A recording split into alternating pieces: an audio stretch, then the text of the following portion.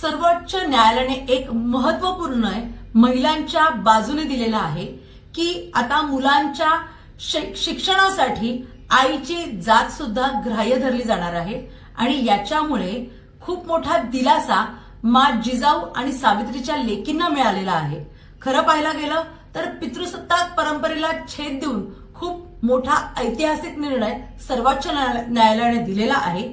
कारण ज्या काही एकलपाल्य महिला आहेत त्यांना मुलांच्या शिक्षणामध्ये प्रवेश घेताना अनेक अडचणी येतात। याच्यामुळे त्या अडचणी दूर होतील, कारण जेव्हा एकलपाल्य महिला ही आपल्या मुलांना सांभाळते आणि त्या स्वतःच्या वातावरणात मोठं करते, तेव्हा मात्र त्या महिलेची जात का बरं ग्राह्य धरली जात नाही असा प्रश्न कायमच पडलेला होता।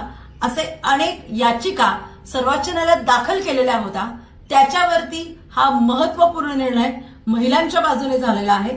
त्याच्यामुळे इथून पुढे आता शिक्षणासाठी प्रवेशासाठी महिलेची जात, आईची जात ही ग्राह्य धरली जाणार आहे। या सर्वोच्च न्यायालयाच्या निकालाचा सर्व स्तरातून आम्ही खूप मोठ्या प्रमाणात